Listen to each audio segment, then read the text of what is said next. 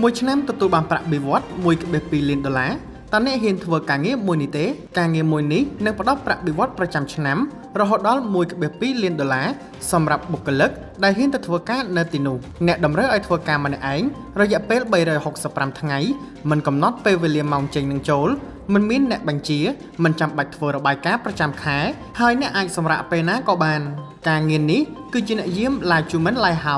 ឬក៏បង្គោលភ្លើងហ្វាឡាជូមិននៅឯឈូងសមុទ្រក្នុងប្រទេសបារាំងទំនួលខុសត្រូវការងារមួយនេះគឺត្រូវតែប្រាកដថាភ្លើងហ្វានៅពេលយប់ដំណើរការជាប្រចាំដើម្បីអាចឲ្យនាវាដឹងពីទិសតំបន់ហើយវាប្រើពេលត្រឹម2ម៉ោងប៉ុណ្ណោះក្នុងមួយថ្ងៃស្ដាប់ទៅដូចជាស្រួលណាស់មែនទេការពិតមិនដូច្នោះឡើយព្រោះការងារមួយនេះមានភាពគ្រោះថ្នាក់ខ្លាំងដោយសារតំបន់ឈូងសមុទ្រនៅទីនោះមានទឹករលកធំៗនិងត្រូវបានចាត់ទុកថាជាតំបន់គ្រោះថ្នាក់បំផុតមួយលើពិភពលោកអាកាសធាតុនៅទីនោះប្រែប្រួលគ្រប់ពេលហើយប្រឈមនឹងការកាត់មានខ្យល់ព្យុះសឹងរាល់ថ្ងៃក្រោយទស្សនាវីដេអូមួយនេះហើយតើអ្នកហ៊ានទៅធ្វើការនៅទីនោះរយៈពេល1ឆ្នាំម្នាក់ឯងដែរទេ